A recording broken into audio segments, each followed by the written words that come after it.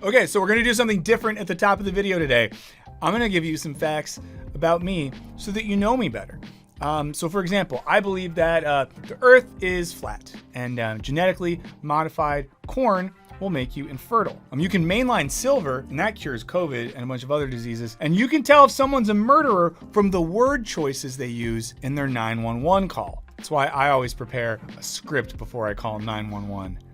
I'm just kidding, I don't call 911 because I'm not a snitch. Okay, obviously none of that's real, but I hope it got your attention because I work in the attention economy. We're gonna talk about pseudoscience, junk science, snake oil salesmen, and other forms of STEM adjacent balderdash. Now, we all like to think that we live in an age of science and reason and easy breezy Google fact checking, but pseudoscience is really flourishing right now. According to a 2019 Insider poll, 80% of Americans hold at least one unscientific belief, ranging from the benefits of aromatherapy to the harms of chemtrails. And pseudoscience seems positively blessed by platform algorithms, from the dangerous herbal detoxes and diarrhea teas that are the toast of wellness TikTok, to the baffling success of anti-vaxxer YouTube videos. The diarrhea tea is just tea that makes you shit a lot. But then they say, oh, but you're losing weight. Well, yeah, you're losing weight because you're shitting your ass. I wonder, there's a news story that happened yesterday where a flight it was going from Atlanta to Barcelona, but had to turn around because someone had such bad diarrhea, the flight couldn't keep flying. I wonder if that person took diarrhea tea. Maybe you'll know by the time this video comes out. So why is our supposed information age besieged by scientific misinformation? Why are people so eager to believe things that are unprovable or even demonstrably false? And what's really going on when otherwise reasonable people call psychic hotlines or chow down on bull testicles? So today, let's dive into the weird world of pseudoscience in this video on how fake science took over the world. So while plenty of folks have toyed with scientific ideas since ancient times, the distinct field of science and profession of scientist didn't exist as we know it now until the 19th century. In its relatively short history, science has been plagued by the struggle to differentiate itself from its evil twin, pseudoscience. It's like how I am always trying to differentiate myself from my evil twin, Matthew, who is a bad guy. Looks just like me, but really bad guy. Now, this is known in academic circles as the demarcation problem. That's because, as historian David K. Hecht explains, pseudoscience is an accusation, not an identity. No one endeavors to do pseudoscience, but rather has that assessment of their work thrust upon them by unsympathetic observers. Kind of like how no one sets out to make a bad burrito, even though sometimes you go someplace and you spend $13 and you bite into it, and you wonder, was the goal to make a bad burrito? Now, pseudoscience is a negative rhetorical assessment. Its identification is dependent on who's doing the assessing, and crucially, when they're doing so. To understand this, consider alchemy, chemistry's kooky grandpa, whose adherents tried, among other things, to turn lead into gold. And they actually succeeded, or at least I did, which is why I have an incredible investment opportunity for you that comes from this video sponsor, lead. While alchemy seems a little bit goofy today, prominent figures of what we now call the scientific revolution, including Isaac Newton, were firm believers. I'm super cereal. And sure, alchemists never actually brewed an elixir of immortality. But as Hecht points out, the alchemists who are now so easily mocked, in fact, made a number of intellectual advances that were central to the scientific revolution. Newton's discoveries in optics and physics, for example, relied on a conception of particulate matter that alchemists had helped to promote. Now, I'm gonna be honest with you, because that's what we do here. I don't know what particulate matter is, but the point is that ideas inspired by pseudoscience sometimes develop into actual science. It's like how sort of a frenemy dynamic between two people can eventually turn into a whole romance, or at least that's what I've learned from watching Nora Ephron films. And sometimes real science is dismissed at first as pseudoscience. For example, let's all pour one out for the small-time German meteorologist who was roasted when he proposed the theory of continental drift, the idea that the continents used to all be one landmass that eventually separated. This was not a theory about how Dominic Toretto's family was able to cross continents drifting in various cars. Now, this is now accepted as fact, though he didn't live long enough to get to gloat about it. So hopefully heaven's real, and up in heaven, he said, I was right all along. And then God says, so was I. And then they look down at a portal that goes to hell and they say, but they weren't. And they look at all of the suffering sinners and rejoice in their pain. All of these examples, according to scholar David K. Hecht, demonstrate that something can begin as either speculative or contested science and later evolve into something legitimate. That is to say, the line between science and pseudoscience is in a perennial state of flux. It's also inherently blurry and somewhat in the eyes of the beholder. And some of us just have better eyesight than others. This poses a problem because the average person encounters many scenarios every day that require some manner of scientific thinking, from figuring out which setting to use on your air fryer to figuring out how to point your junk at the urinal. And we don't always get it right, because I've made soggy fries and soggy bottoms. I was taking 4 seconds on a 6-second piss and letting the last 2 seconds straight down my leg. So why do we so often come to the wrong conclusion? Well, according to Hecht, belief in either science or pseudoscience is at least as much of a social phenomenon as an intellectual one. Okay, and here I'm gonna bite because I don't really understand the social phenomenon of pseudoscience, so let's figure it out together. And for that, we gotta set the stage for America in the 1960s, a time that I love because, the Grateful Dead and the Black Panthers. I mean, there's other stuff too. Those are maybe my 2 favorite things about the 1960s. Now, for about a century before hippies met the mud at Woodstock, science was revered by the masses. After all, it was the reason they no longer drank flavored water or had to carry their little candlestick to their outhouse. But in the 1960s, public trust in scientific pursuits began to widely erode. The reasons were numerous. The increasingly unpopular Vietnam War revealed science as less than holy matrimony with the military-industrial complex, and new missile technology revived anxieties about nuclear annihilation. Also, the harms of environmental degradation caused by so-called progress became mainstream knowledge. Also, we made a video about this, but there was a lot of lies about drugs, in particular psychedelics, during that age. We made a cool video about it, and it's about how maybe sometimes, just sometimes, the government might be lying to you. Science had once inspired visions of utopia. Now it was the stuff of acid-fueled nightmares. According to sociologist Gordon Goshat, mistrust in science would continue to rise steadily from 1974 to 2010, even as education rates soared, and pseudoscience was all too happy to fill in the gaps. Now, to be clear, there are many legitimate structural reasons to be wary of mainstream science. According to authors Sheldon Rampton and John Stauber, since the end of World War II, the field has been drastically co-opted by military and corporate funding. And the government's bureaucratic capacity to protect us as consumers from, say, dubious medical products never seems to keep up with the hucksters. Also, I gotta say, we mentioned the military there. You guys sometimes can be a little harsh on who sponsors us. Multiple times back in the day, the military wanted to do Wisecrack videos. And I swear, guys, I was like, can't do it, not gonna do it, won't do it, not for me. So at least there's some sort of line. Also, there's enough to write a whole separate video about corporate funded science and the government's negligence in regulating it and how it's maybe ruining our lives. So if you want, 15 to 20 minutes of a bummer trip on YouTube, let us know and we'll make the video. But for now, we'll put aside the sketchy economic inner workings of the science world to focus on what pseudoscience does for us. Importantly, when you look at their dueling histories, pseudoscience has flourished in realms where conventionally accepted science was either lacking, unconvincing, or frankly, hideously unpleasant. Take homeopathy. In the late 1800s, German doctor Samuel Hahnemann was skeptical of the theory that a tree, cinchona, cured malaria. Spoiler, cinchona is actually a main ingredient in quinine, which is used to treat malaria to this day. But like a good scientist, Hahnemann ate some of that tree's bark to prove his point, but then things went differently. It was a rough trip. He experienced many symptoms of malaria, including fever and joint pain. So he then theorized that, maybe a substance which caused symptoms of a disease in a healthy person could also cure those symptoms in a sick person. As he once put it, like cures like. Hence, homeo, Greek root for similar, pathy, root for disease. But he didn't stop there.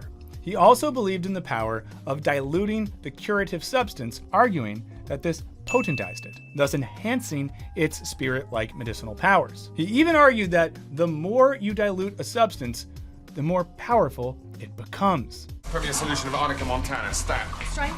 1 part in a million. To that effect, he created a process called succussion, where you strike a glass vessel containing the remedy 10 times firmly against a hard but elastic object. If anyone could list multiple objects that are hard but elastic, let me know. Incredibly, to this day, many factories that produce homeopathic remedies have fancy robots designed to strike their cures 10 times. To understand Hahnemann's success, consider the time. The medicinal scene was, purely scientifically speaking, just f***ing gnarly. The cures for things back then were things like bloodletting, where you withdraw blood from someone, often with the help of leeches, or things like purging, inducing vomiting and sweating. It was not a good hang. Now, consuming a harmless diluted substance probably seemed like a pretty appealing alternative. Now, today, homeopathy rests its laurels on this storied history. Excuse me. 2 more homeopathic lagers, please. Whoa, that's strong stuff. And incredibly, it endures. Homeopathic cures were used by 2.1% of the US population in 2016. Listen, I was one of them. I'm a dupe. Let me know if you're a dupe too. That's despite the fact that not a single homeopathic product is currently approved by the Food and Drug Administration. This means not a single one has proven its marketed claims by the bureaucracy's rigorous standards. For her part, Harvard medical professor Michelle Dossett attributes the enduring popularity of unproven alternative medicine to shortcomings of an increasingly industrialized medical system, where patients get less and less time with doctors who are saddled with more and more patients. We'd add to that the fact that mainstream medical treatment is, at least here in America, somewhat or entirely inaccessible to lots of people. Thus, alternatives that don't require dropping half your paycheck justifiably seem worth a try. And this is especially true when it comes to certain chronic pain conditions that mainstream medicine still struggles to treat, much less cure, or terminal illnesses that require painful, drawn-out, and fallible treatments. In the face of medicine's shortcomings and inaccessibility, it's no wonder people seek solutions in the under-regulated wellness industry. The $450 billion and fast-growing behemoth is increasingly peddled by celebrities and social media influencers who, unless they're doing explicit paid advertising, can make whatever claims they want even if they've received products for free. And this matters because the share of consumers who cited influencers or celebrities as critical to their discovery of wellness brands shot up by 20% between 2020 and 2022 alone, according to a study by McKinsey. Also, if you are thinking to yourself, why doesn't Wisecrack make a video about celebrities peddling pseudoscientific things? We did make that video a few years back. There's a link. You could watch it. Why not? If you have a choice between paying a huge deductible fee to see a doctor about your back pain, or just going on TikTok while you're in bed and letting Wellness Chickadee sell you on $30 CBD gummies, the latter makes a very real kind of sense. But it poses problems. After all, over 90% of CBD products are still operating in an FDA gray zone of legality. So when mainstream science is failing us, pseudoscience often picks up the slack. But what makes certain pseudoscience claims so damn compelling? Well, it often comes down to the fact that pseudoscientific beliefs aren't really about science in the first place. According to Hecht, they're about issues like politics, ethics, or values that run deeper than science. If up until this point you were like, why is Wisecrack doing a science video? Politics, ethics, values that run deeper than science? Ever heard of a YouTube channel that tackles those with intellectual curiosity, casual humor, and satirical wit? I don't know. Because while the scientific method itself might not be ideological, its applications and interpretations absolutely are. As author Peter Dempfle puts it, pseudoscience makes claims based on popular or even political demand. We see this throughout science's history. For example, Darwin's very legitimate theory of evolution shapeshifted over the course of the late 19th century into the very illegitimate mainstream concept of social Darwinism. You could say it evolved into social Darwinism. Social Darwinism, to really oversimplify it, is the idea that we can apply Darwin's biological theories, including the survival of the fittest, to society and culture, which means that rather than like the strongest cell or gene rising to the top, that like the big strong boys rise to the top and the weak little poets and artists die in a ditch. As scholar Peter Brox argues, social Darwinism was easy to slot into America's political ethos, with its concept of rugged individualists pulling themselves up by their bootstraps in a cutthroat capitalist system where only the strong deserve to survive. He writes, the result was a scientifically legitimized defense of the status quo and laissez-faire politics. Socialist efforts towards the amelioration of humanity's suffering, protecting the weak through welfare policies, could thus be attacked as unnatural interference into the machinery of progress. The idea that paying disability to folks who can't physically work is somehow counter to progress, which is an idea that really sucks. It really sucks. And if you have that idea, have some empathy, think about it a little bit. It's a bad idea. And maybe it's an idea you have in your head because you think that you're like a logical person, but really think about that. If you knew someone who's a good person who is disabled, would you want them to just suffer and die? The answer is yes. Go to therapy quick. But don't worry, this all gets a lot worse. The next stop on social Darwinism's just train of bad ideas was eugenics, which saw poor, disabled, and otherwise marginalized folks sterilized against their will, institutionalized out of society, and so on. This was all based on supposedly scientific ideas and tests about who deserves to breed and who should be unceremoniously plucked from the gene pool. I bet whichever one of you got me kicked off Twitter probably thinks that I shouldn't have had a kid and my genes shouldn't go on and I'm just some, lefty, soft, ADHD riddled male pattern baldness having freak. And you're right, and I already feel bad about this, but I'll apologize to my daughter for the rest of her life. Now, all of this is to say that sometimes there are huge political stakes in getting people to buy into pseudoscientific ideas. And a big reason we'll fall for them can be attributed simply to epistemological convenience, which basically means that we believe in bullshit science because it often aligns with our established worldviews, fulfills certain emotional needs for us, or both. As science writer Michael Scherker puts it, the reason people believe weird things is because they want to. It feels good. It is comforting. It is consoling. Many weird things offer immediate gratification. The immediate gratification of one's beliefs is made all the easier by simple explanations for an often complex and contingent world. Take the increasingly popular concept of detoxing, in which various faster substances supposedly flush away all those nasty toxins partying in your guts. Now, scholar Ben Goldacre argues that the detox is simply a secular alternative to religious purification rituals, which exist in almost every culture. He writes, purification and redemption are such recurrent themes in ritual because there is a clear and ubiquitous need for them. We all do regrettable things as a result of our own circumstances. Drinking disgusting detox tea or living on ginger supplements for a week serves a purpose for those of us lacking a religious alternative. It lets us atone for that time we got really drunk on a train by ourselves from London to Edinburgh while listening to the Misfits on our headphones. And then we met these women having a hen do, which is a British term for a bachelorette party, on the train. And then you start drinking with them. And I went to this club where all my friends were. And I think I just got dumped. I got dumped that morning. I got dumped. So I show up at this club and I see this couple like kissing, and I had a glass in my hand, like a glass made of glass, and I threw it at the wall right by them and I said, "Fuck your love." And I didn't hit them, thank God, but my friends like grabbed me and then they took me back to my apartment and made me a pot of coffee and were like, "Hey man, you're going through it." Oh yeah, I got broken up with and my dad died a few months before that. So a lot was going on there, because at first I was like, "Oh, I just got dumped." But also my dad died. I loved grad school. In this way, Goldacre writes, detox pseudoscience isn't something done to us by venal and exploitative outsiders. It is a cultural product, a recurring theme, and we do it to ourselves. We can blame the hoaxsters or the government regulators who don't protect us from them, but they wouldn't be so successful if they weren't scratching a real itch. And like religious faith, our scientific beliefs are deeply emotional, often based on ineffable things like intuition. And this makes us less likely to change our minds, even in the face of counter-evidence. That's because we'll discount facts and research that don't support our existing beliefs, a phenomenon known as biased assimilation. In fact, being faced with counter-evidence can actually lead to what's known as attitude polarization, wherein rather than moderating your views when faced with counter-arguments, you just double down and become even more extreme. Some of this can simply be attributed to fear. It's easy to view science and technology as scary, what with the chemicals in our water sources and baby powder that causes cancer and things of that nature. In the face of science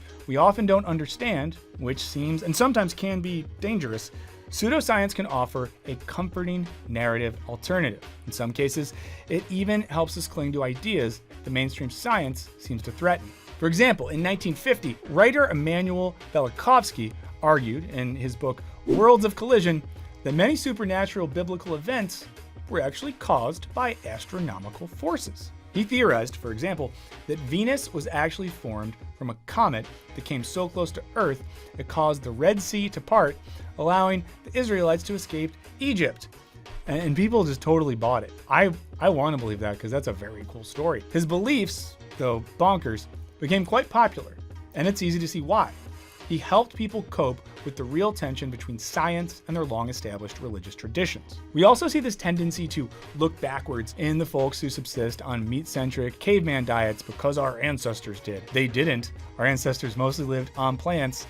But you know, Mr. Liver King, do whatever you need to do to feel strong and powerful and veiny. The same ethos fuels widespread opposition to genetically modified food and the twin phenomenon of natural food, a term that is, as scholar Kevin M. Falta puts it, meaningless, yet touted as a term of piety, defining a product as somehow superior. He notes that among scientists, there is remarkable consensus that these GMO products are safe, and they allow farmers to produce more food with fewer inputs like insecticides. Oh, what would that be? A spray that means you don't do incest? Could have used that on Game of Thrones. And yet, widespread anxieties about genetically modified food lead people to eschew them in the name of doing what's natural. Here, pseudoscience piggybacks off of real science. After all, heavily processed foods do increase risks for many health problems. But this gets transformed into, if I can't pronounce it, why would I eat it? And with it, the idea that all chemicals are toxic, without an understanding of what chemicals actually means and how your body processes food. In this way, belief in pseudoscience can become something of an identity. Historian Robert McDougall writes, history and psychology both suggest that we cling most tenaciously to our beliefs, even the false ones, when they support some narrative about who we think we are. He argues that flat earthers are less concerned with scientific facts about the planet's shape than with their identity as iconoclasts who can suss out the nefarious experts who are lying to them. McDougall goes on to say that beliefs persist when they perform some useful function for the individual or society that believes them. People believe in miracle cures because they want to be well. They believe in ghosts or seances because they don't want their loved ones to be gone. Viewed this way, the widespread success of pseudoscience ought to be a humbling phenomenon. There are mental, emotional, physical, and even spiritual reasons why you may not be seeing. Even for those of us who don't fear chemtrails or subsist on raw liver. They reveal something essentially vulnerable about the human condition. Since none of us can know everything, it's easy to be seduced by convenient, emotionally satisfying explanations, because sometimes having the wrong answer hurts less than having no answer at all. But hey, let me know what you all think. Why do so many of us fall for pseudoscience? And does pseudoscience succeed because of real science's shortcomings? Is it a matter of misinformation, or is something deeper going on when people blow their paycheck on essential oils? So please let us know. I would love to hear it. In the meantime, thank you so much for hanging out, watching videos on the channel. Thanks for your engagement and for liking things. You know, the pseudoscience of the YouTube algorithm decides whether we live or die. So thanks for helping us live. And a huge shout out to all of our patrons. We have a Patreon community. There's a link in the description. And when you join it, you get all of our videos, but early, but also with no ads. You get extra audio and video content. We got a Discord server, a few extra perks for you. So check that out. It's a really great way to support our channel. And you know, if we get enough patrons, we could start a new series called One Time When I Was Drunk, where once a month I tell a story about something that happened one time when I was drunk, and only you get to know it. And in the meantime, stay curious. And Kyrie Irving, thank you for watching. We'll see you next time.